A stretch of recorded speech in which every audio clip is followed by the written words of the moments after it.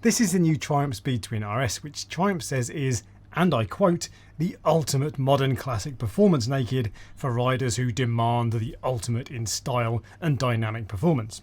And today I'm going to cut through the marketing speak and tell you what it's actually like.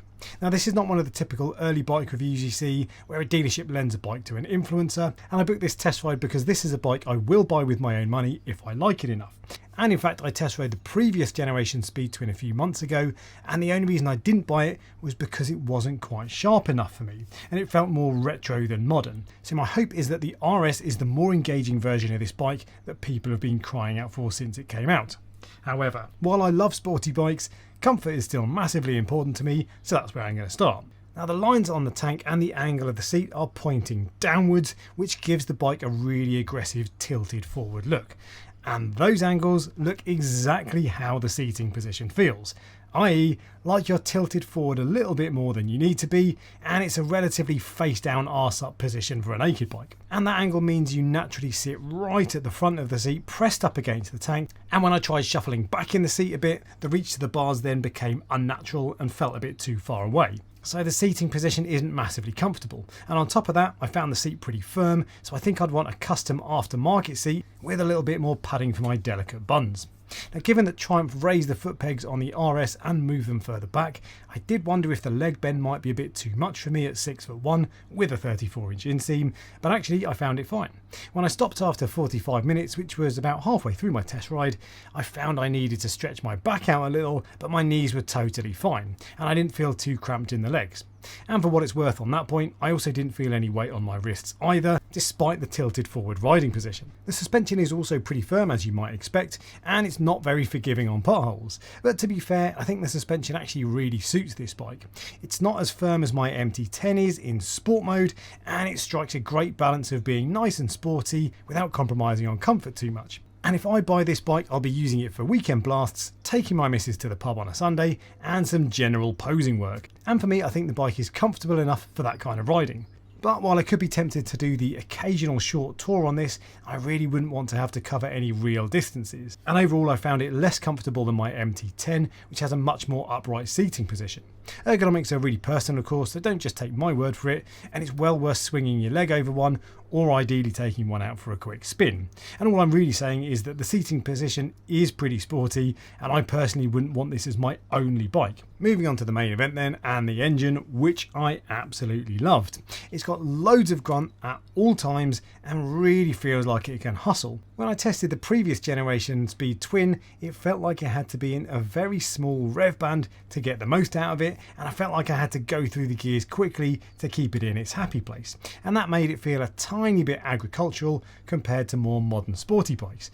But that wasn't the case with the RS. Now, that might just be a placebo effect because Triumph tell me that there's more revs at the top, but the extra horsepower at the top of the rev range made it feel much happier to rev out, and I was surprised how smooth the power delivery was throughout the rev range.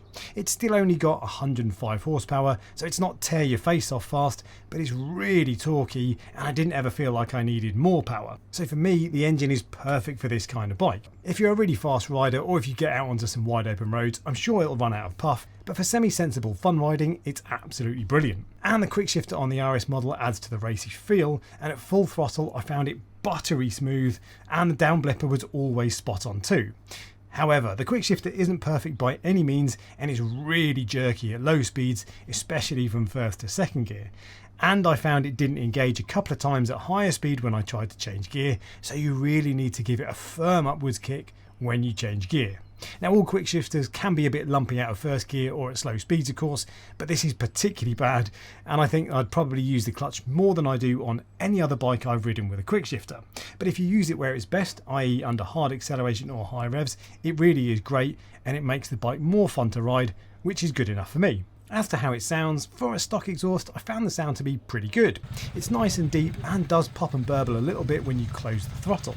I'd personally want to put a full system exhaust on it though, but as stock it doesn't sound too tinny like some modern bikes can, and if you're not into loud pipes, I think you'll appreciate the nice gentle grumble.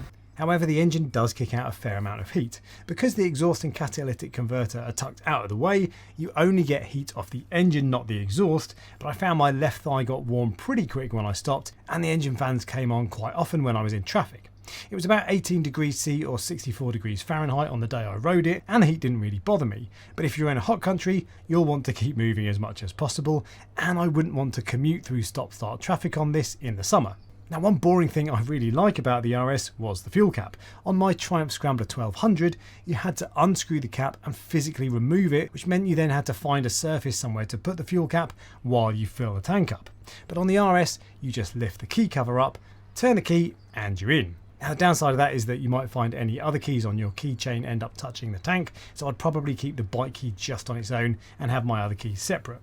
Now, I haven't yet talked about brakes and tyres, and if you want a deep analysis of that sort of thing, you'll need to find a video from a grown-up. And all I'll say is that despite the tyres being really sporty for this kind of bike, they're actually totally fine, and the brakes were very good. I often find YouTube reviews put more stock into brakes than I really care about, and I feel like people put too much emphasis on Brembo brakes. Don't get me wrong, they are really good, and a really good braking setup does make a difference to a bike, but it's not the main part on any bike for me, and all I'll say is that the brakes on the RS stop the bike nicely, and you get good feedback through the lever, and that's all I really care about.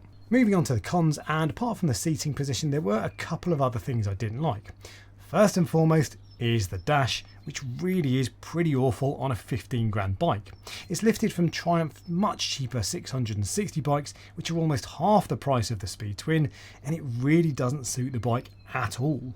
It looks cheap and less retro than the dual analog clocks on the previous gen Speed Twin, and I find the layout really odd too, with the gear position indicator bright, large and colourful at the bottom, and the current speed much more subtle at the top. And every time I glanced down, my eyes were drawn to the gear position, not the speed, which is not what I want to see. The USB socket sticks out of the side too, which makes it look a bit less elegant, and I'm not really sure what Triumph were thinking here. Now, don't get me wrong, the dash is not the most important thing in the world, and it doesn't make the bike any less fun to ride, and the bike is still very good looking. But at the end of the day, aesthetics are a huge part of a bike like this, and the dash just doesn't suit the rest of the style.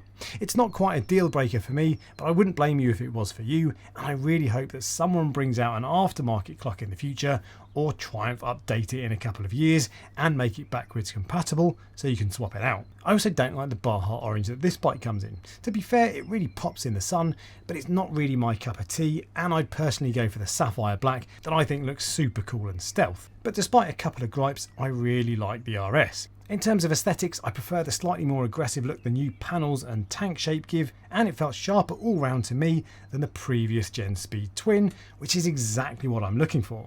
And the only reason I didn't buy it straight away is because I'm trying to work out if I'll get enough use out of it. Last year I rode about 8,000 miles on my two bikes, but most of that was on my V-Strom 800, and only 2,500 of that was on my MT10. So if I got the RS, I'd ride the MT10 less, and if I split those 2,500 miles between the RS and the MT10, that would mean I'd only cover a little over 1,000 miles a year on the Speed Twin. So it might be that it's not worth it for me, but they say you only regret the things you don't do, so I'll have a think about it over the next week or two, then I'll make my decision, so make sure you subscribe to see what I decide.